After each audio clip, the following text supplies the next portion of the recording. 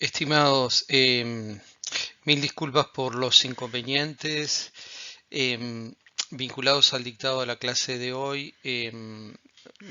Justo di unas clases en un horario más temprano sin problema, pero se ve que en este momento el tráfico es muy importante y realmente no es que tengamos una mala conexión, es que ni siquiera me he llegado a poder conectar. Em, Quedamos en este gráfico, muchachos, la clase pasada, que justamente es un gráfico que proviene de información de Laguna del Sauce, tomando como marco esto de los estados alternativos. Y en la parte inferior ustedes ven los estados tróficos de acuerdo al gradiente en la concentración de nutrientes, desde sistemas muy poco productivos oligotróficos hasta sistemas muy productivos hipereutróficos.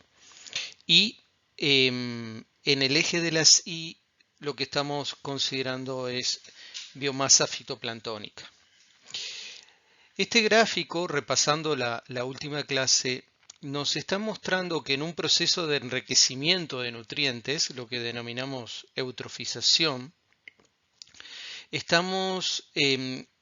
un proceso claramente con una dinámica no lineal. Fíjense que tomando como referencia la curva roja, hay un periodo prolongado de incremento de concentración de nutrientes donde efectivamente no vemos ningún cambio en la respuesta del sistema, esto es en la concentración de la biomasa fitoplanctónica, pero llegado a un umbral, ese sistema cambia bruscamente y pasa hacia una configuración con una mayor biomasa fitoplanctónica.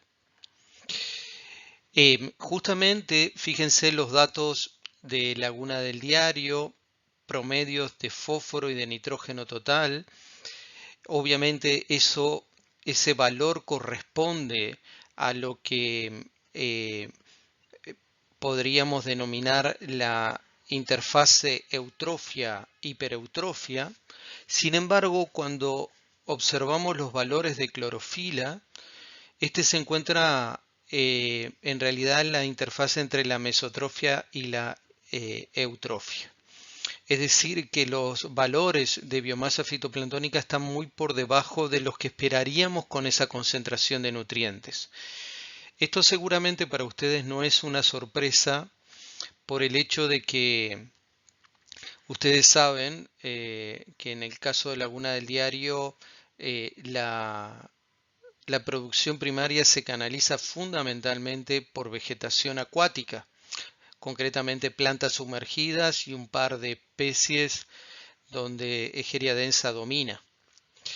Entonces, obviamente, la concentración o el estimador de la biomasa fitoplanctónica no guarda correspondencia con los niveles de nutrientes, porque el canal donde se canaliza la producción primaria es otro. Volviendo a la hipótesis de los estados alternativos, veamos qué pasa cuando, por ejemplo, uno logra controlar el aporte externo de nutrientes, proceso que podríamos denominar oligotrofización. En este caso se produce una dinámica muy similar a la anterior,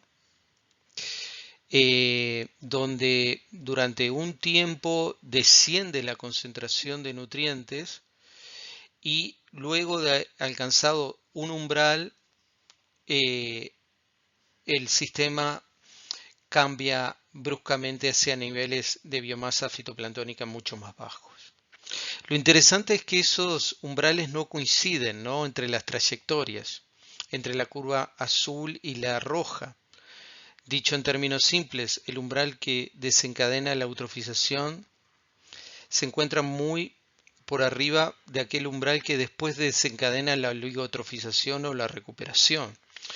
En términos de gestión, fíjense qué interesante, ¿no?, que tenemos que alcanzar un nivel de nutrientes cuando intentamos recuperar que están muy por debajo de los niveles de nutrientes que desencadenaron el fenómeno de eutrofización. Pero otro detalle muy importante, muchachos, es que fíjense que en un rango intermedio de nutrientes, que se ubica entre la meso y la eutrofia, el sistema puede presentar dos configuraciones muy diferentes. Y esas configuraciones muy diferentes depende de la trayectoria previa del sistema, si se encuentra en un proceso de eutrofización o si se encuentra en un proceso de oligotrofización. ¿tá? Justamente Laguna del Diario se encuentra en un proceso de eutrofización. Luego, cuando entremos en el capítulo de restauración, vamos a volver a tomar este caso, pero ahora mirado desde una perspectiva de qué posibilidades de restauración podemos llevar adelante.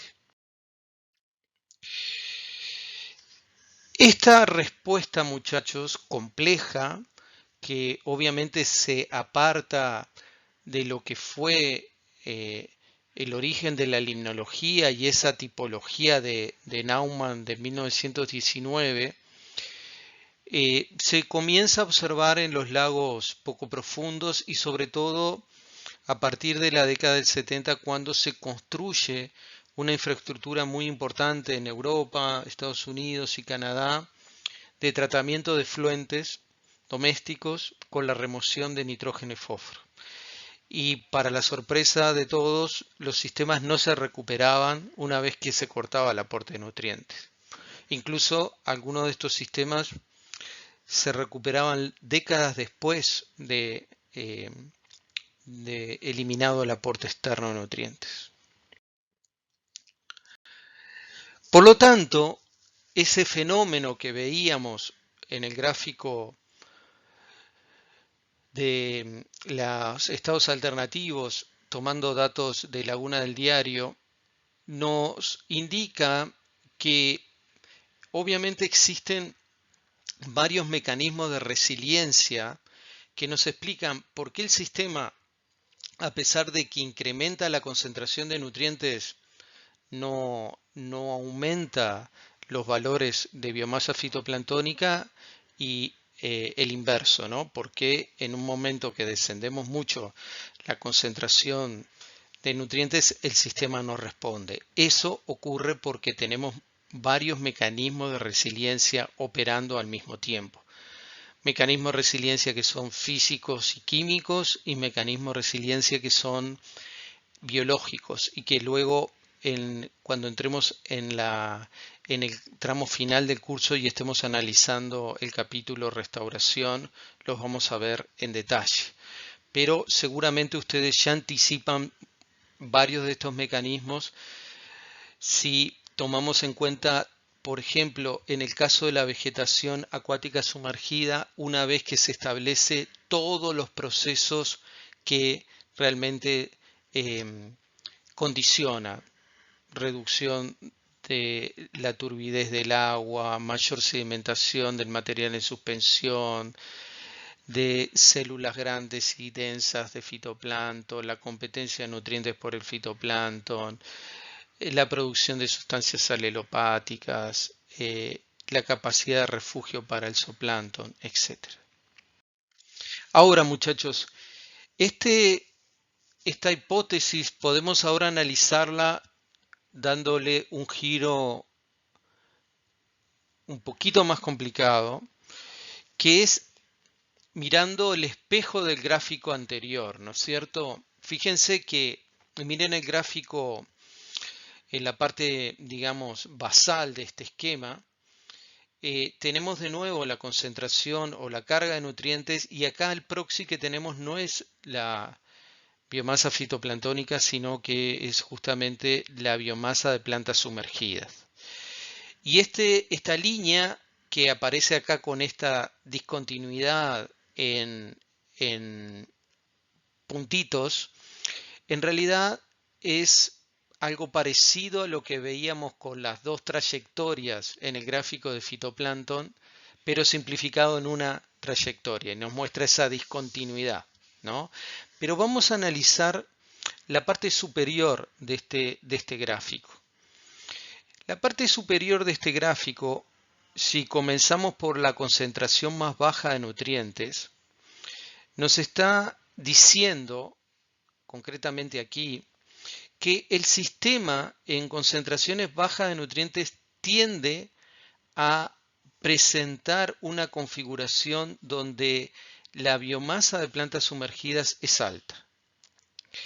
Y si nos vamos hacia el otro extremo, hacia aquí, es decir, una alta carga de nutrientes, el sistema tiende a presentar una única configuración, digamos, indicado o esquematizado por esa esfera, donde el sistema tiende a contar con muy baja biomasa de planta sumergida o sencillamente ausencia total de biomasa. Pero fíjense lo que pasa en las concentraciones intermedias entre lo que es el equivalente a la mesotrofia y eutrofia.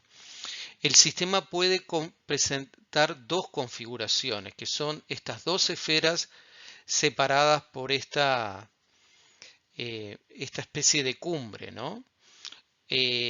Todas estas configuraciones que estoy analizando aquí, en ese rango intermedio de nutrientes, son configuraciones donde ocurre una baja biomasa de plantas sumergidas.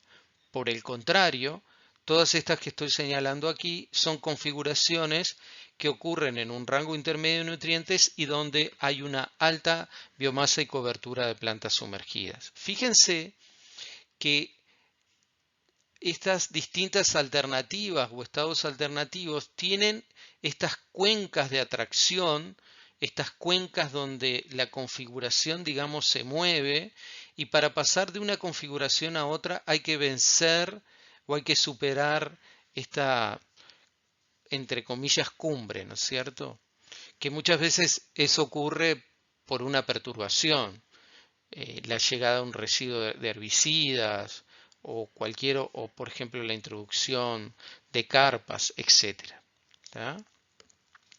En definitiva, estamos hablando del mismo modelo, lo que cambia la respuesta de análisis. La respuesta aquí es la biomasa y la cobertura de plantas sumergidas, en el otro caso era la biomasa fitoplanctónica. Pero obviamente, este gráfico que está sustentado sobre modelos matemáticos que forman parte de la hipótesis de los estados alternativos, podemos esquematizarlo gráficamente de esta forma para entender la ocurrencia de estados alternativos en cierto rango de concentración de nutrientes. Para terminar, lo que es el archivo de la clase 6 que le estamos enviando también ahora junto con esta grabación. Es muy importante, muchachos, hasta ahora hemos estado analizando la trama trófica clásica, ¿no? Es decir, desde los productores primarios, el fitoplancton, los consumidores primarios, herbívoros y los peces. Todos estos componentes, a través de las excretas, aportan materia orgánica disuelta. ¿Tá? Y esa materia orgánica disuelta va a ser consumida por bacterias, los cuales a su vez van a servir de alimento a otros componentes como flagelados heterotróficos, ciliados, los cuales a su vez son presas del zooplancton. Esta parte que está hacia la derecha, que les estoy señalando en este momento, es lo que se conoce con el nombre de loop microbiano. Y la primera red de interacciones que estaba señalando al inicio de esta transparencia es lo que denominamos la trama trófica clásica. ¿Tá? Recibe ese nombre clásico porque fue la primera en entenderse, en comprenderse, y esto del loop microbiano se comienza a entender fundamentalmente a partir de los años 80. Pero acá hay un nexo importante que es la materia orgánica disuelta. Y acá hay un elemento relevante, muchachos. Es que la materia orgánica disuelta tiene múltiples orígenes. No solo las excretas y los aportes de estos componentes de la trama trófica clásica. También lo aportan humedales, lo aporta la escorrentía superficial y subsuperficial del suelo sobre los cuerpos de agua, etc.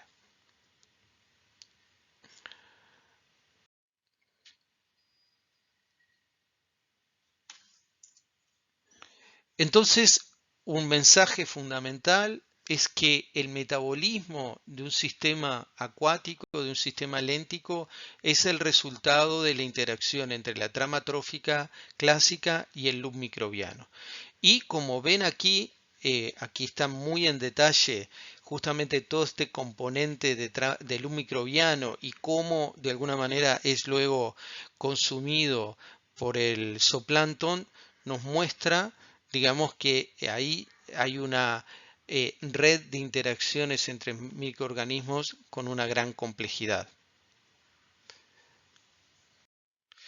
Muchachos, con estos diapositivos terminamos el componente, digamos, final de la clase número 6 y vamos a cerrar el componente de sistemas lóticos, perdón, de sistemas lénticos con unas reflexiones y aportes adicionales para entender más en profundidad estos de los cambios de régimen y estados alternativos. Continuamos. Vamos a profundizar esta dinámica tan particular que tienen los sistemas acuáticos lénticos, sobre todo aquellos poco profundos, y vamos a justamente entrar más en detalle qué es esto de los cambios de régimen y de estados alternativos. Para eso vamos a utilizar una exposición realizada un tiempo atrás vinculado con distintos tipos de cambios de régimen que hemos estudiado en la parte central del continente, lo que es la planicie de inundación del Pantanal. En esta presentación vamos a estar analizando tres ejes fundamentales. Uno, los conceptos básicos, donde vamos a estar repasando algunos elementos que ya analizamos en la clase número 6, ejemplos concretos y sobre todo perspectivas futuras que hacen al caso de estudio. Conceptos básicos. Los cambios de régimen pueden ser definidos como cambios repentinos, drásticos, abruptos, que ocurren en una multiplicidad de niveles tróficos y que producen un cambio en la reconfiguración del sistema, ¿no? Lo pueden, justamente esta definición está tomado de este excelente artículo que aparece en la parte inferior de la transparencia, esta revista muy prestigiosa Trends in Ecology and Evolution. Y vamos a ver aquí, este artículo me ayudó a comprender algo que hasta que no lo leí, no lo consideraba simplemente como sinónimos, cambio de régimen y estados alternativos, y al leer este artículo entendí de que efectivamente no son sinónimos y que los estados alternativos es un tipo de cambio de régimen. Y eso es lo que vamos a estar viendo en los próximos minutos. Esos cambios estos cambios bruscos pueden ocurrir por perturbaciones externas asociados a forzantes climáticas, sobreexplotación de recursos pesqueros, aporte excesivo de nutrientes, introducción de especies invasoras o por cambios en la dinámica interna del sistema. Muchas veces hemos registrado los patrones, pero no conocemos en detalle todos los mecanismos causales. Esos cambios drásticos, repentinos, son el resultado de lo que denominamos dinámicas no lineales y que muchas veces ocurren como resultado de cambios en esos factores externos o en esa dinámica interna que puede tener, como vamos a ver en un esquema próximo, distintas dinámicas. Vamos a tomar este ejemplo y aquí en la parte central, fíjense que aparecen tres alternativas, A, B y C, ahora vamos a traducirlas, donde en esos gráficos lo que estamos visualizando es un cambio en una respuesta a nivel ecosistémico. Podría ser, por ejemplo, la biomasa fitoplanctónica o podría ser la cobertura y biomasa de plantas sumergidas o cualquier otro atributo clave a nivel ecosistémico. En esta primera alternativa, lo que estamos viendo es un sistema que a lo largo del tiempo presentaba una configuración, esto significa ciertos niveles en esa respuesta que estamos hablando, y repentinamente cambia a otro régimen, a presentar valores muy distintos que no se observaban en la trayectoria previa. Y eso se produce a partir de un umbral que muchas veces identificamos en el tiempo. Esto mismo ocurre en la alternativa B, y en la alternativa C hay una diferencia, y es que a lo largo del tiempo el sistema, al igual que el caso anteriores, presenta un cambio importante en la configuración, pero luego tiene la capacidad de volver a esa configuración inicial que habíamos observado. Miremos la parte superior ahora de este gráfico. En este gráfico, de nuevo vemos una serie temporal, pero aquí aparece una driver, significa forzante, impulsor de cambio. Estamos hablando de factores externos o factores internos del sistema. Y acá en el primer caso, esto que se llama umbrales de drivers forzantes o impulsores, lo que ocurre es que existe una forzante determinada que tiene determinado rango de variación en un momento y pasa repentinamente a contar con otros valores, ¿no? Y que eso tiene un correlato con el gráfico, con la respuesta del sistema. Ese driver puede ser de muy diferente naturaleza. Podría ser, por ejemplo, un cambio muy drástico, muy dramático. Piensen, por ejemplo, en la precipitación anual acumulada, ¿no es cierto?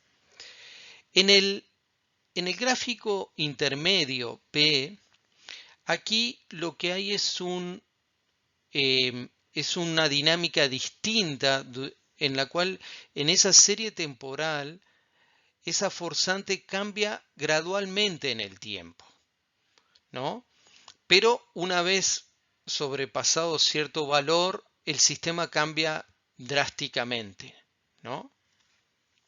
Esto es, por ejemplo, nos permite describir, por ejemplo, una parte de las curvas que veíamos hace unos minutos, ¿no? Por ejemplo, la de eutrofización, que el sistema de repente va incrementando paulatinamente la carga externa de fósforo y de repente el sistema no presenta ninguna respuesta durante un tiempo determinado y salta repentinamente a otra configuración, como nos mostraba una parte del modelo de la hipótesis de los estados alternativos.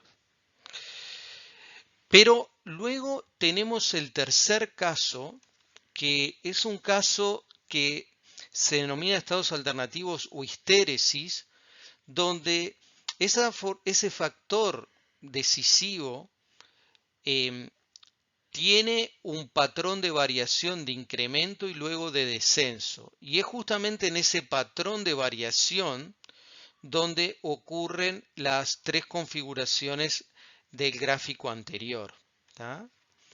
Y esas tres configuraciones, muchachos, es justamente lo que ocurre cuando ahora sí volvemos al gráfico que analizamos al inicio de la clase de hoy y las curvas de eutrofización y de oligotrofización siguen rutas diferentes, ¿no? Lo que aparece justamente en la secuencia inferior de este gráfico. ¿Tá? Fíjese en el último gráfico inferior a la izquierda, donde tenemos claramente, digamos, alternancia de estados, pero que esa alternancia está dependiendo de la trayectoria del sistema. En definitiva, de una curva de un proceso de enriquecimiento o en un proceso de decrecimiento. Entonces, y empiezo por C para terminar en A, este ejemplo que vemos acá, que es el que justamente en el campo de la limnología nosotros conocemos muy en detalle como la hipótesis de los estados alternativos, es un tipo de cambio de régimen. Y en los estados alternativos es una variante que se identifica cuando observamos histéresis en el sistema. Es decir, a medida que ese factor, como pueden ser los niveles de nutrientes, se incrementan y luego descienden, el sistema presenta cambios, dinámicas no lineales, pero que además las curvas de enriquecimiento y las curvas de empobrecimiento son distintas, no recorren los mismos caminos. En el caso B, lo que tenemos es una dinámica claramente no lineal. Acá estamos ya graficando esa forzante versus la respuesta del sistema, ¿no? Y aquí lo que vemos es justamente una dinámica no lineal. Pero en el último caso, nosotros podemos ver una dinámica de variación de presión de esa forzante, de ese factor y la respuesta del sistema que de repente la podemos describir como una dinámica lineal, ¿no? Entonces, mensaje fundamental, muchachos, es que los sistemas presentan cambios de régimen.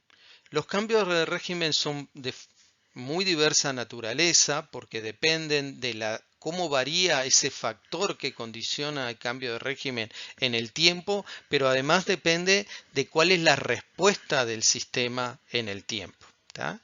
Y los estados alternativos, que es un caso muy conocido en el campo de la limnología, es simplemente un ejemplo de estados alternativos.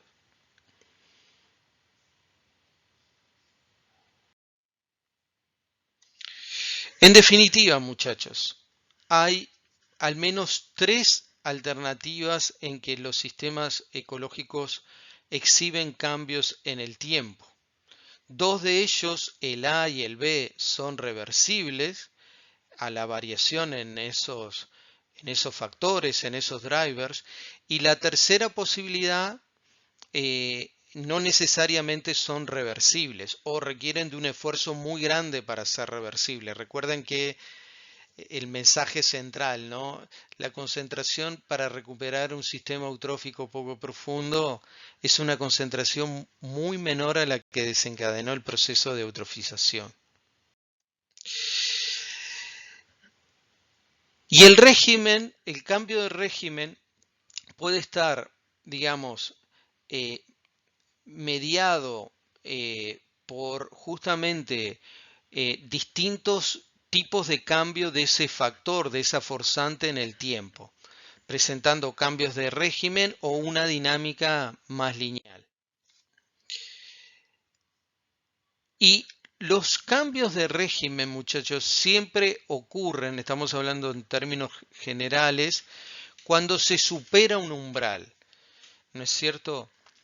Y muchas veces ese umbral no lo conocemos con precisión, tenemos una idea de dónde se ubican, por ejemplo, en los niveles de fósforo, ¿tá? Pero siempre encontramos algún sistema que nos hace tambalear la estantería, ¿no es cierto?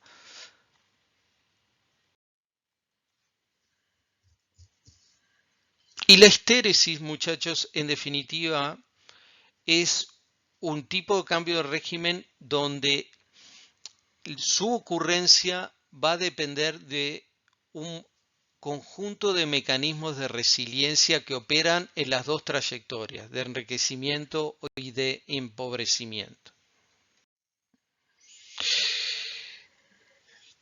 Tenemos un texto clásico justamente del año 2003 de Martin Schaeffer y Steve Carpenter que justamente introducen todo este marco de los cambios de régimen abruptos o catastróficos, como se denominan en la dinámica de sistemas complejos, y donde justamente ellos adelantan que un sistema frente a determinadas condiciones, que incluso pueden ser presiones de uso, puede tener respuestas muy diferentes. En el A lineales, en B no lineales y en C en una dinámica de cambios de régimen como estamos viendo en este momento y concretamente de estados alternativos.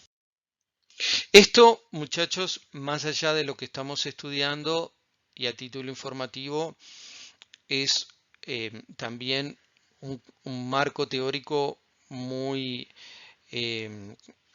utilizado en el análisis del clareamiento de los corales, que también ocurren de forma muy abrupta por una combinación de factores que tienen que ver con el incremento de la temperatura del océano, con cambios en la estructura de la trama trófica por sobrepesca de determinados recursos, sobre todo predadores tope, pero también ocurre en lagos, como estamos viendo, o en el caso, por ejemplo, de sobrepastoreo en sistemas, la desertificación por sobrepastoreo en zonas áridas.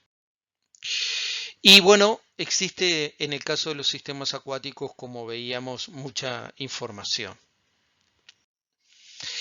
Y entendemos incluso en el caso de esas dinámicas que veíamos en el diapositivo anterior, tomando como respuesta la biomasa y la cobertura de la planta sumergida, muchos de los mecanismos causales y de los mecanismos de resiliencia que se genera el establecimiento y la consolidación de la vegetación sumergida. Asociado a esto, muchachos, hay dos elementos y ya voy a pasar a los ejemplos.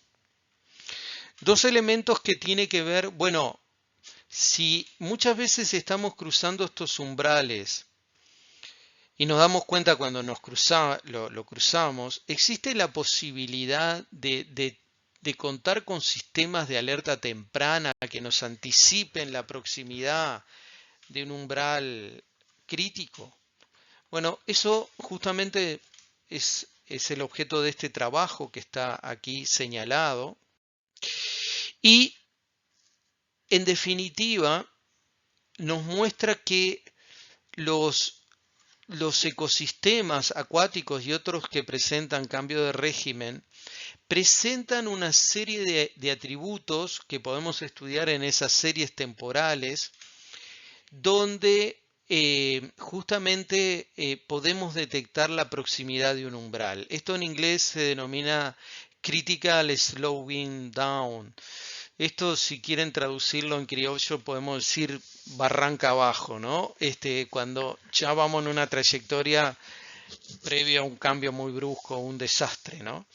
Pero acá aparece, fíjense en el esquema inferior, dos configuraciones muy distintas, donde estamos hablando de una considerable resiliencia y otra una menor resiliencia, que está vinculado a un concepto abstracto, no sencillo de comprender, que es esto que llamamos las cuencas de atracción. Pero vamos a tratar de explicarlo de una forma muy sencilla. ¿Qué es una cuenca de atracción? Imagínense en este esquema tridimensional que hay tres factores externos o drivers X, Y y Z. Supongamos que esos factores son los niveles de nutrientes, el X, el Y podría ser la transparencia del agua, ¿no es cierto? Y el C, por ejemplo, podría ser la presión de herbivoría del sistema. ¿Tá? El gráfico lo que nos está mostrando es que en la configuración de estos tres factores existen determinados rangos, ¿no?, de variación donde los sistemas tienden a oscilar y mantenerse dentro de un rango acotado de variación de estos tres factores. Fíjense el caso de la esfera número 1. Y esa tendencia a mantenerse en esa configuración por una serie de mecanismos es lo que configura una cuenca de atracción, al igual de lo que podría ser el caso 3. Pero hay situaciones como lo que ejemplifica la configuración 2, donde el sistema tiende a salir muy rápido de esa configuración, sea que cae hacia esta cuenca de atracción o cae hacia la cuenca de atracción de la izquierda, donde está 3. Esto, muchachos, no es sencillo de demostrar porque se necesita series temporales importantes y porque además, muchachos, como ustedes ya seguramente anticipan, el número de factores donde podemos analizar esto, ojalá fueran 3, siempre son muchos y en realidad tenemos hipervolúmenes de un conjunto de factores donde se construyen o donde se generan estas cuencas de atracción donde los sistemas tienden a oscilar y van a cambiar o van a saltar de esta configuración en la medida que existe una perturbación importante o uno de estos drivers se modifica. Y por supuesto, hay otro elemento no menor de esta complejidad, es que existen múltiples cuencas de atracción, ¿no es cierto? En el caso que nosotros estamos analizando de los lagos poco profundos y estos estados alternativos que denominamos turbios o de aguas claras, y los turbios los dividimos si son por biomasa fitoplanctónica o por resuspensión de material en suspensión, es un caso relativamente simple porque pueden existir sistemas donde observamos más de 2, 3, 4, digamos, configuraciones posibles. Volvamos a esto del critical slowing down o coloquialmente barranca abajo. Si nosotros tenemos una cuenca de atracción muy profunda, el sistema tiende a mantenerse, digamos, en la base de esa cuenca de atracción. ¿Cómo podemos demostrar empíricamente esto? Bueno, volvemos a las series temporales. La respuesta del sistema en el tiempo. Fíjese que acá el sistema tenía una configuración determinada, aquí, y surge un cambio muy brusco y el sistema se recupera rápidamente y vuelve a esa configuración. Eso es un sistema resiliente. ¿Qué significa? Es un sistema que operó alguna perturbación, algún shock, se desconfiguró, pero volvió a la configuración inicial, porque tiene una resiliencia muy fuerte. Cuando nosotros analizamos la variabilidad en el tiempo, tiene una variabilidad bastante acotada en el tiempo y siempre muy similar. Y acá tenemos un análisis, muchachos, muy interesante que es una autocorrelación. ¿Qué es una autocorrelación en una serie temporal? Una autocorrelación en una serie temporal es algo muy sencillo. Imagínense que usted tiene una serie temporal en una columna que va del tiempo i al tiempo 100, ¿no? Y en la segunda columna producen un corrimiento de esa serie. Un corrimiento de imagínense que estos son observaciones que hacen sobre una marcha semanal. Un corrimiento una semana hacia adelante, 2 semanas hacia adelante, etc. Y lo que hacemos son correlaciones entre la serie original y las series donde generamos corrimientos. Y lo que observamos en el caso cuando estamos haciendo una correlación entre el tiempo t y el tiempo t más 1 es que todos los puntos presentan una distribución muy agrupada en el centro. ¿Qué nos está diciendo esto, muchachos, en términos prácticos? Nos está diciendo que el sistema en el tiempo t más 1 es muy similar a lo que observamos en t. ¿Tá? Es decir, es tan resiliente que es muy parecido en el tiempo hacia adelante en relación al que estamos observando en este momento, para decirlo de una forma muy sencilla. ¿Qué pasa en la situación donde tenemos una baja resiliencia? En este caso por una cuenca de atracción donde el sistema con una pequeña perturbación puede salir e ir hacia otra cuenca de perturbación. Bueno, aquí las respuestas son muy diferentes. Fíjense que el sistema recibe una perturbación y un shock y la recuperación es mucho más lenta, lleva mucho más tiempo recuperarlo. Y la variabilidad que tiene el sistema en el tiempo es más, es más fluctuante a lo largo de la serie de tiempo. Y cuando hacemos el análisis de autocorrelación, ya no tenemos los valores agrupaditos en el centro, sino que tenemos algo parecido a lo que nos indica esta gráfica y que por lo tanto va a tener un alto R cuadrado o R de autocorrelación. En definitiva, muchachos, y esto, a ver, esto requiere conocimientos de estadística, etcétera, que seguramente en la parte final de la carrera lo van a estar recorriendo, pero lo importante ahora son los mensajes fundamentales. Los mensajes fundamentales en este momento es que tenemos formas de comprender y herramientas estadísticas siempre que contemos con series temporales muy buenas, lo cual es una dificultad no menor, que nos anticipan justamente estos cambios bruscos en los sistemas. Vamos a los ejemplos y ahora sí volvemos al agua y nos alejamos un poquito de todos estos modelos matemáticos y estadística. Vamos a traer un ejemplo que es justamente de un lago poco profundo localizado en la planicie de inundación del Pantanal. Concretamente nos referimos a este lago que se denomina lago Coqueiro, que forma parte de la cuenca del Cuyabá. Esto es la parte centro-norte del Pantanal. El Pantanal, muchachos, para que tengan una idea, es del tamaño de Uruguay, ¿no? De ese territorio estamos hablando. En este gráfico tenemos la variación temporal de tres atributos que vamos a estar describiendo a continuación.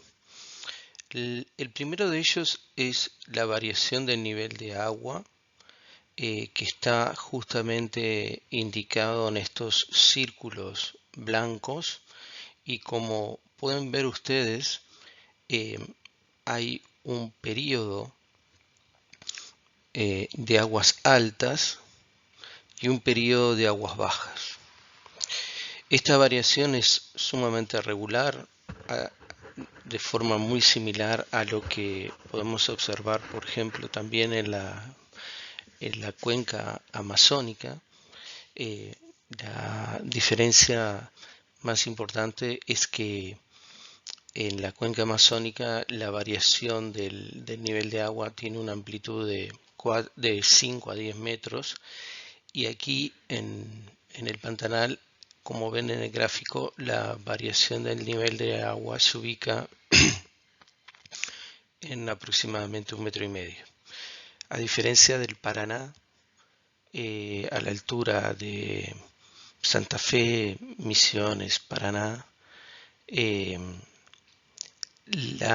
acá el ciclo de variación del nivel de agua es sumamente regular.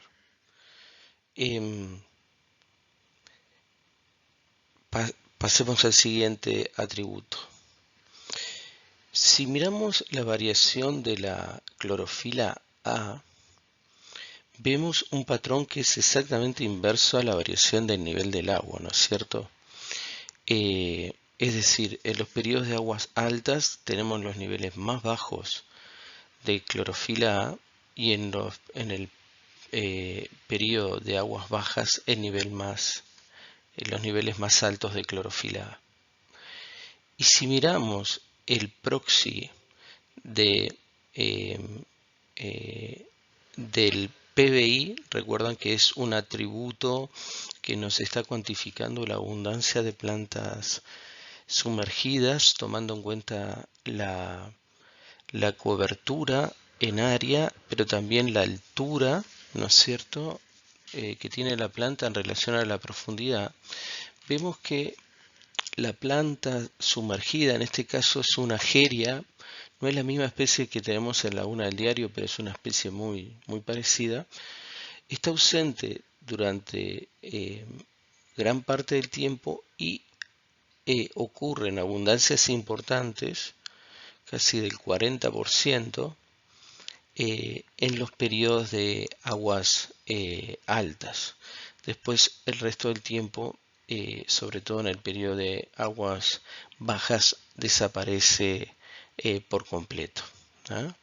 Esto es un patrón que nos llamó la atención muy particular porque es justamente el patrón inverso al que ocurre normalmente en los sistemas de lagos someros, que es cuando el nivel de agua desciende, es en ese momento que la vegetación sumergida se establece o domina, y eso tiene que ver con que al descender el nivel de agua, la luz llega a la interfase agua-sedimento y ahí las plantas tienen la posibilidad de establecerse. Aquí es exactamente al revés y vamos a ver por qué.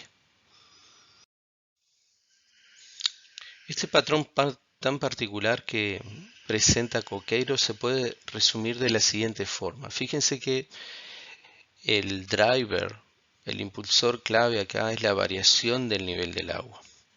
Y en la variación del nivel de agua observamos los siguientes mecanismos. En el periodo de aguas bajas, aquí es un escenario, digamos, no favorable para el establecimiento de las macrófitas. Y esto se debe a una serie de factores a tener en cuenta. Primero, que en el periodo de aguas bajas se incrementa los niveles de nutriente y turbidez a través de varios mecanismos.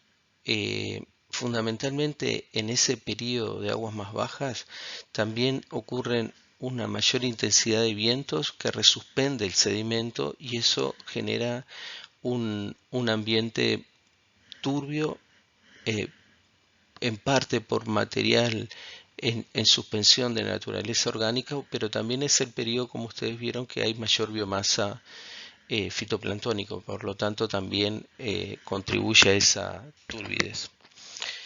Y lo segundo es que al bajar el nivel de agua, Egeria, como hablamos en la salida de Laguna del Sauce, no puede corregir su posición a medida que desciende el nivel de agua. Lo mismo que vemos en Laguna del Diario. Entonces esa biomasa queda expuesta al sol, se quema y se descompone.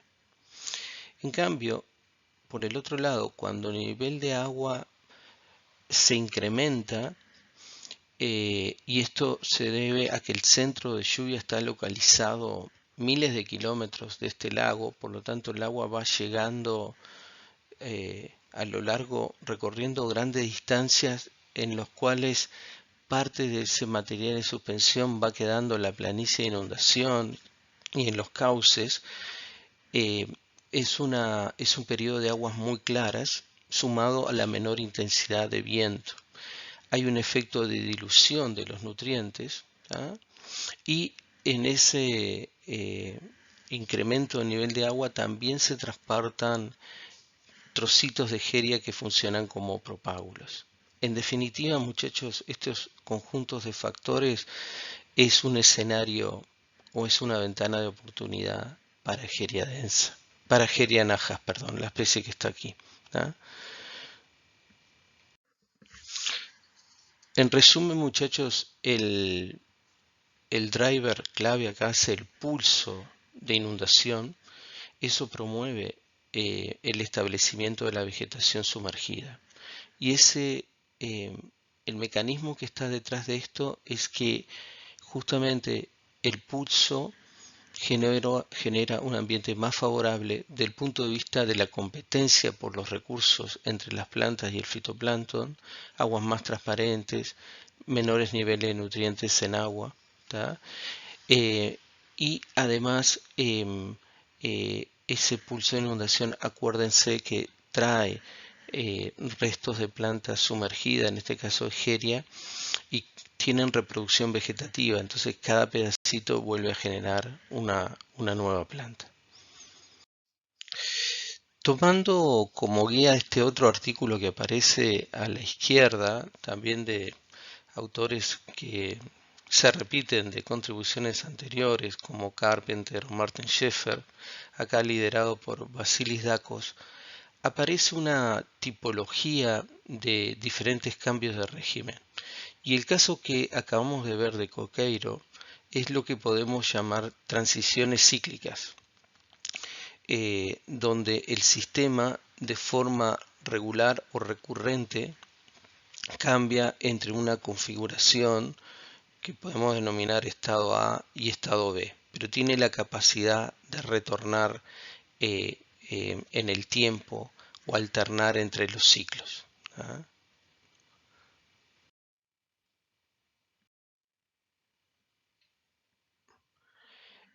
Esto se debe a que esos ciclos se generan por la interacción entre variables que fluctúan en el tiempo, como lo vimos acá, el nivel de agua y todos los atributos o propiedades físico-químicas que están vinculados a esa variación del nivel del agua, la turbidez, los niveles de nutrientes, etc.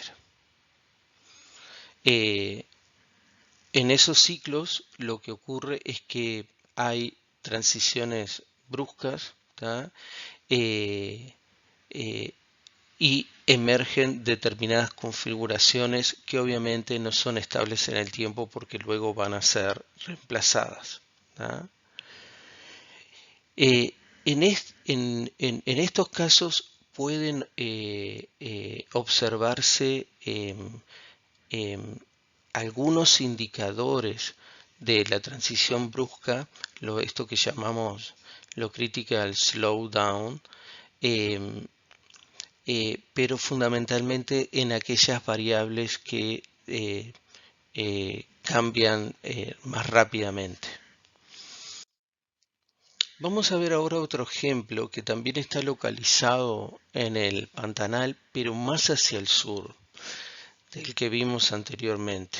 Esto está a la altura justamente de la ciudad de Paraná en Brasil. Y es un tipo de cambio de régimen, pero como vamos a ver está asociado a otros drivers u otros forzantes. Esto es un pequeño cuerpo de agua léntico localizado, es este pequeño cuerpo de agua que se llama Osmar. Y este cuerpo, como pueden ver en la foto y también en el gráfico de arriba, tiene diferentes regímenes y cambios asociados de nuevo a la ausencia de plantas sumergidas o presencia de plantas sumergidas, pero en este caso la presencia o la ausencia de plantas sumergidas está condicionado por la ocurrencia de peces ventívoros que por otra parte se alimentan de las plantas sumergidas. Acá ustedes tienen que tener en cuenta, muchachos, que el pulso de inundación, ¿no es cierto? Una vez que estos lagos de forma periódica quedan cubiertos por el periodo de aguas altas, llega una cantidad de peces, ¿no es cierto? Y algo que puede ocurrir en el tiempo es que el ensamble de especies en los ciclos de aguas altas, aguas bajas y su sucesión en el tiempo cambie. Y es precisamente lo que ocurre aquí, es que en algunos momentos, como lo resume el gráfico de acá arriba, en la parte superior, tenemos un ensamble de especies diverso, pero sobre todo con un pez ventívoro que es el sábalo, que consume activamente las plantas sumergidas. Pero hay periodos donde de forma azarosa el ensamble de especies queda sin estos peces ventívoros y ahí se puede establecer de nuevo la misma jeria que veíamos en Coqueiro. Y en ese periodo que se establecen las plantas sumergidas, tenemos los menores valores de clorofila, de fitoplancton, pero también los menores valores de fósforo y de turbidez. Tienen que recordar que estos peces ventívoros, además de alimentarse de las plantas acuáticas, se alimentan del sedimento, remueven activamente el sedimento, entonces producen una transferencia de nutrientes del sedimento a la columna de agua. ¿Tá? Eso cuando no están no ocurre y por eso los niveles de fósforo y la turbidez inorgánica son menores cuando está dominado por plantas sumergidas. Además, como ustedes saben, las plantas sumergidas también amortiguan el efecto del viento, hace que todo sedimente, ¿no es cierto? Gran parte de los nutrientes además van a quedar en la propia biomasa de plantas sumergidas, o sea, todos esos factores determinan que disminuya los niveles de fósforo y de turbidez.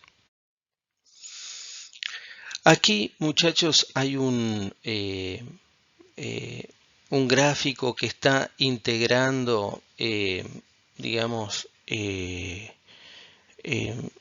la información de estos atributos claves, es decir, es una variable que integra la turbidez, los valores nutrientes y la clorofila, sí, la clorofila y también el PBI de las plantas sumergidas. Entonces, ven de nuevo, esto es un análisis de autocorrelación a lo largo de 2400 días. Si lo dividen por 360, les indica los años de esta base de datos. Pero acá, en esta, recuerdan, en esta autocorrelación donde la serie se corre, lo que está señalándolos es, bueno, qué tan parecido es el día 1 o el día del 10 o el día 120 con respecto al primer día de muestreo. Y acá vemos dos curvas. La curva con cuadraditos blancos y con círculos negros. Los de justamente los que tiene cuadradito blanco y línea punteada es la correlación retirando los datos solamente de PBI, y los que tiene circulito negro y línea continua tiene toda la información. Justamente este periodo acá, muchachos, es el periodo donde está dominado por plantas sumergidas.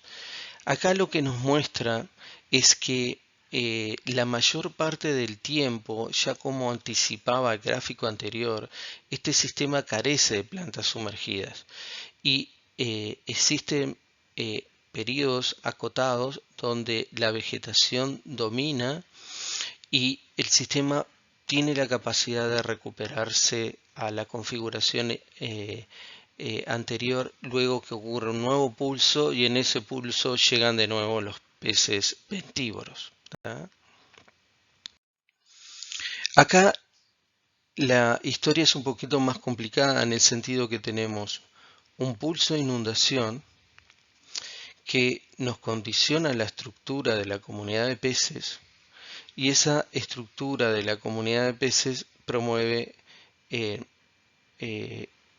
regímenes que podemos denominar turbios o claros. Pero aquí, muchachos, la forzante, el driver, es la presencia de los peces ventívoros. Por el papel que tiene tanto la recirculación de nutrientes, generación de promoción de la turbidez, pero también por el consumo directo de las plantas sumergidas. Si volvemos a este artículo que veíamos anteriormente, este tipo de cambio aparece categorizado como justamente un cambio fuerte en un driver, en una forzante, como es la presencia de los peces ventívoro y eso promueve la transición entre lo que podemos denominar la configuración A, en este caso una fase turbia con peces ventívoros y sin plantas sumergidas, y una configuración B, todo lo opuesto. Y acá nos está indicando en este gráfico si algunos de estos indicadores o alertas tempranas de esa transición ocurren. Vamos a resumirlo en el próximo diapositivo.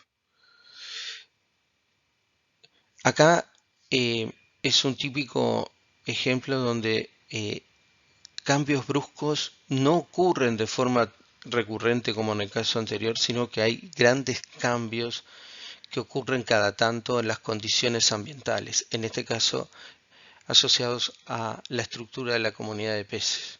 Estos cambios no pueden ser permanentes o no, y cuando ocurren el sistema se mueve hacia una nueva configuración. Podemos traducirlo mejor, esto es, cuando estos cambios ocurren, me refiero al ensamble de la comunidad de peces, el sistema pasa hacia una nueva configuración. En este caso, a diferencia del anterior, presenta una gran dificultad porque acá es mucho más difícil o no podemos encontrar indicadores o señales de alerta temprana en esto de el critical slowdown. Vamos al último ejemplo. El último ejemplo, volvemos hacia la cuenca del Cuyabá, pero ahora estamos estudiando un lago muy grande que es el lago Yacororé, que justamente se encuentra en la cuenca del Cuyabá y aguas abajo de una mega represa que se construyó hace muchos años que se llama Manso. ¿tá? Ojo que estos son cientos de kilómetros entre donde está Yacororé y Manso. Aquí van a ver una serie de datos que obtenemos fundamentalmente a través de imágenes satelitales que nos permiten, por las propiedades de reflectancia, de reflejo, digamos, de la luz, para expresarlo de una forma muy simple, evaluar atributos muy simples, por ejemplo, la extensión del cuerpo de agua asociado a la dinámica de los pulsos de inundación, si la represa tuvo algún efecto en eso. Podemos evaluar propiedades simples como si el agua es turbia o es clara, la cobertura de vegetación, sobre todo la flotante, etc. Y bueno, todo eso lo podemos integrar en un sistema de información geográfico y justamente analizar, generar series temporales de tiempo similares a lo que veíamos en los casos anteriores.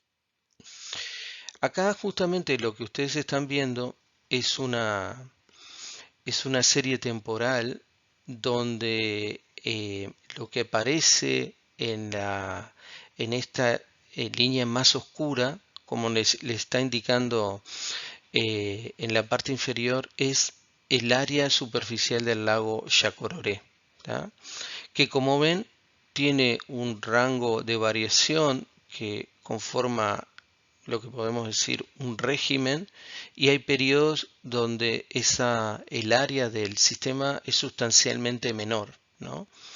Lo vemos acá y lo vemos acá. Esto es digamos, en esta serie de tiempo se genera una normalización justamente para hacer más visible la variabilidad en el tiempo.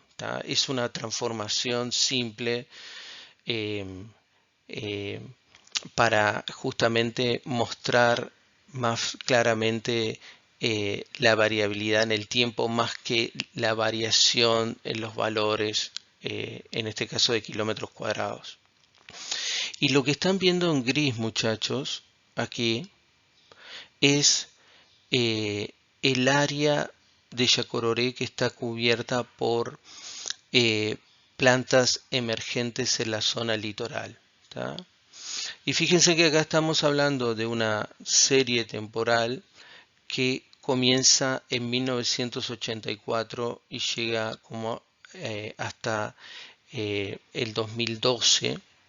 eh, em, y en el caso de la vegetación, como ustedes pueden ver, también presenta periodos donde tenemos un régimen bastante establecido, pero en esos periodos de aguas bajas, como ven, el área cubierta por esa vegetación litoral, que son básicamente muchas gramíneas, eh, eh, pastizales de especies que se establecen en zonas saturadas o cubiertas de agua, muy apetecidas por el ganado, por cierto, aparecen fuertemente asociados a esos periodos de aguas más bajas. ¿Tá? Este es un patrón que es bastante, digamos, normal, donde, como les decía hace un ratito, en una bajada a nivel del agua se promueve la expansión de la vegetación litoral, como este caso, o la expansión mismo de las plantas sumergidas. En, est en esta En este diapositivo, justamente lo que ustedes pueden estar visualizando en diferentes momentos, 1985, 88, 2000 y así sucesivamente, son distintos componentes. Lo que aparece en gris es justamente suelo, lo que aparece en azul es agua y por lo tanto ahí lo que ven es periodos, obviamente se está comparando periodos de aguas altas y periodos de aguas bajas en relación a lo que veíamos en el primer caso, ¿no es cierto? Y lo que ven en el tiempo es justamente la variabilidad justamente en la expansión o en la contracción de, de este sistema. Fíjense acá entre 1985, si lo comparan con el 2000, el área cubierta por el lago era sustancialmente menor que en 1985. Es lo que está en color azul. Pero asociado a eso también hay un cambio muy importante en la cobertura de esa vegetación litoral y de humedales. Lo ven acá, no solo se ve en el periodo de aguas altas, sino que se ve en el periodo de aguas bajas también. ¿Tá? Y fíjense en el año 2010, ¿no? Donde tenemos una contracción aún mayor de la que veíamos en el 2000, en el año 2000, sobre todo en el periodo de aguas bajas, pero la señal también es alta en la fase de aguas altas, donde se produce el poluso de inundación y también una cobertura importante de esta vegetación litoral. Estos gráficos, muchachos, lo que nos muestran es justamente el caudal, lo que está acá en el eje de la SI a lo largo de todo este tiempo hasta el 2012. Y bueno, aquí aparece el flujo diario, el mensual y algunas predicciones. Y fíjense que lo que tenemos como cambio importante en ese periodo donde el sistema presenta un área menor y a su vez la vegetación litoral se expande, es justamente un periodo de un menor eh, régimen de caudales, ¿no? Son periodos donde la cantidad de agua que llegaba a estos sistemas, a este sistema, era sustancialmente menor. Eh, en la parte inferior aparece justamente las anomalías de esa serie temporal comparado. La anomalía es justamente transformar esa variable, por ejemplo, restándole la media de toda la serie, y eso permite distinguir justamente más claramente periodos que están por arriba o están por debajo de la media. Y son, como ven, realmente periodos en que el caudal del sistema presentó una reducción muy considerable. Esta, esta información está en el artículo que van a ver hacia el final, pero a ver, de una forma muy simple y para no saturar de tanta información, esta es una tablita que lo que nos está mostrando es justamente esa variación temporal en el régimen de caudales, con qué atributos que caracterizan la variación climática, la variabilidad climática, como el índice ENSO, la oscilación sur y otros índices que caracterizan la variabilidad en las condiciones climáticas se correlacionan. Y como ven, en algunos de ellos, en periodos que se denominan justamente periodos donde el área del lago está prácticamente sin esta vegetación litoral en relación a periodos donde observamos esta vegetación litoral, me estoy refiriendo a estos acrónimos que están aquí, aparecen algunos de estos índices, como pueden ver, eh, eh, eh, asociados en el tiempo. Es decir, parte de esa variabilidad que estamos viendo en el régimen de caudales está vinculado a una variabilidad natural climática que se expresa, entre otras cosas, y como ustedes anticiparán, en la variabilidad de las precipitaciones y por lo tanto el régimen de caudales que aportan agua a Yacororé. Y para expresarlo de una forma muy simple, aquí lo que tenemos es justamente esa variabilidad en el régimen de caudales, también con algunas transformaciones en la serie temporal para hacerlo más claro la señal. Y lo que vemos aquí es un régimen. Luego hay un cambio muy abrupto que es en el año 2000 y vamos a ver a qué está asociado, y luego se establece un nuevo régimen, ¿no? ¿Qué es lo que pasó acá en ese periodo del año 2000? Es que en el año 2000 se termina de construir, se está construyendo Manso y comienza a completarse ese tremendo embalse, que es un embalse gigantesco y que llevó un periodo prolongado, estamos hablando de más de un año, para simplemente que se llenara. Entonces acá tenemos un cambio de régimen que, fíjense, es una combinación de dos factores. Es una combinación que está asociado a la variabilidad climática, pero también a un factor muy fuerte de origen antropogénico que fue la construcción del reservorio. Y esto tiene un efecto muy grande en lo que es la expansión o la contracción del lago Yacororé, ¿no es cierto? Y en esa contracción se expande esa vegetación litoral. Acá es otro tipo distinto.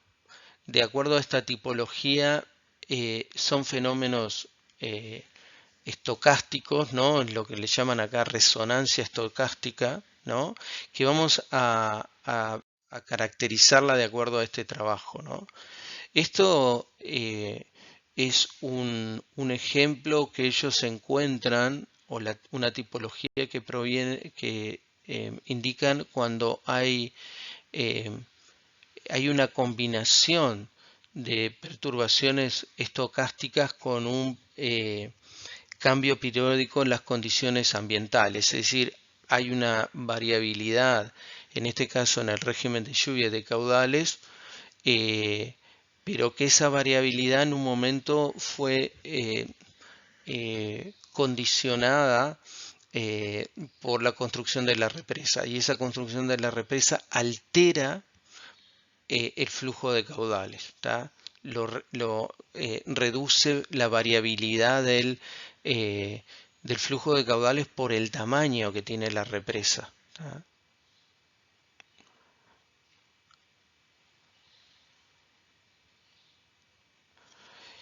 En este caso es mucho más difícil, como ustedes se imaginarán, encontrar señales de alerta temprana, ¿no?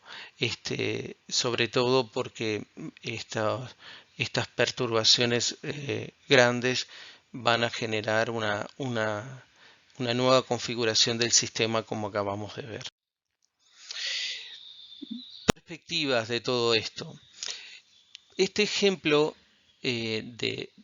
del Pantanal, donde vemos diferentes cambios de régimen, lo traemos acá al curso justamente para que ustedes vean que hay una multiplicidad y una gran diversidad de cambios de régimen en los sistemas acuáticos.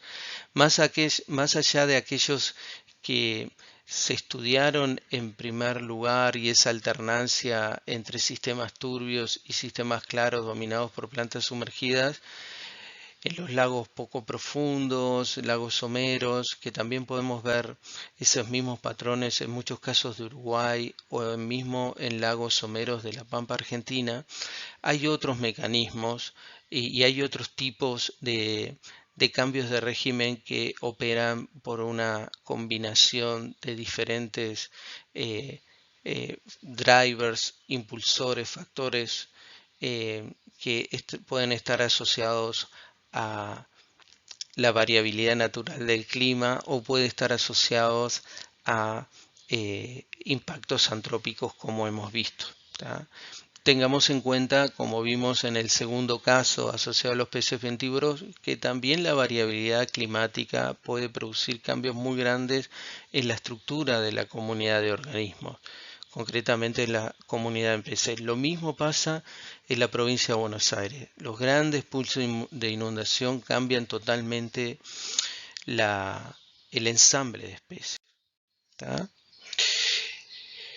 En el caso del Pantanal, parece que es una combinación, digamos, de muchos factores los cuales están condicionando los regímenes que se observan. Tengan en cuenta que toda esta región del Pantanal, que como les decía tiene el tamaño del Uruguay, tiene miles y miles de lagos, decenas de miles, ¿tá? Y se ven a partir de las imágenes satelitales configuraciones muy pero muy diversas. Y eso está condicionado en primer lugar, por la geología y la geomorfología.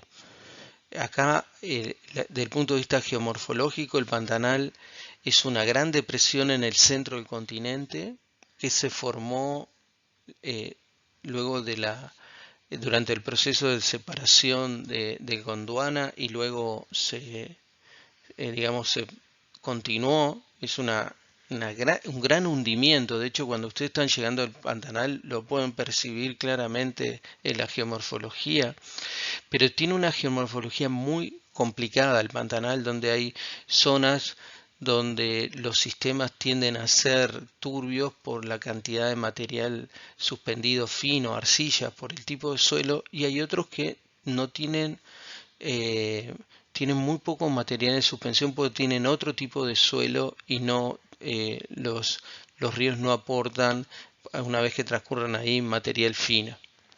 Obviamente hay otro factor, como ustedes lo acaban de visto, que es el régimen del pulso de inundación y todas las modificaciones de las propiedades físico-químicas asociadas. También es muy importante cómo estos cuerpos de agua que están conectados a ríos y por los cuales llega el pulso de inundación, y a veces quedan conectados el río con el sistema léntico, se producen, digamos, miles de alternativas, ¿no? Simplemente piensen nomás en en cómo es la entrada y la salida, ¿no? Si están localizados a lo largo, por ejemplo, del largo máximo en las posiciones opuestas, o de repente están a veces localizados la entrada y la salida muy próxima. Bueno, eso genera dinámicas muy particulares que condicionan estos regímenes, además del tamaño, la dominancia de productores primarios y las interacciones tróficas clásicas, como veíamos en algunos ejemplos. Acá es realmente una zona, además de muy bella paisajísticamente, de una gran complejidad y donde además se ven cosas muy particulares, como la que veíamos en el primer caso del lago Coqueiro, donde vemos patrones inversos a los que normalmente veíamos en relación a la dominancia de plantas sumergidas, donde toda la literatura indica que siempre es el descenso del nivel del agua lo que promueve esa dominancia, y acá en ese caso vemos que ocurre el patrón inverso, por citar algún ejemplo.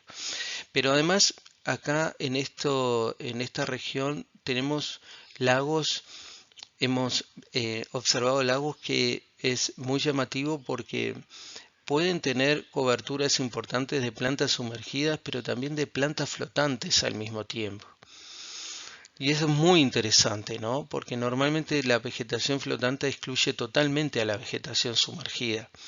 Pero acá conviven, y eso probablemente está asociado al régimen de pulso e inundación. Pero son algunos de los mecanismos que falta estudiar, ¿no es cierto? Lo importante es que en un área tan grande, con una complejidad como esta, estas aproximaciones, sobre todo la que vimos en el último trabajo, ayudan muchísimo, ¿no? Porque justamente en un área grande es muy difícil los accesos en esta zona, en el núcleo duro del Pantanal. Se puede llegar solo embarcado, se puede llegar en helicóptero, es imposible llegar por tierra. Por lo tanto, la teledetección muestra un gran potencial, y sobre todo porque también nos permite generar series de tiempo prolongadas, ¿no? Pero bueno, es algo en lo que estamos ahora.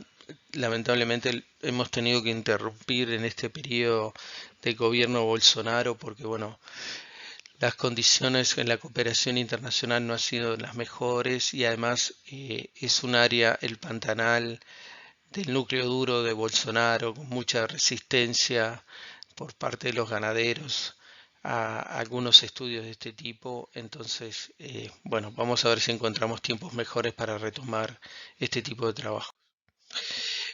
Como se imaginarán, este es un trabajo que involucra muchísima gente.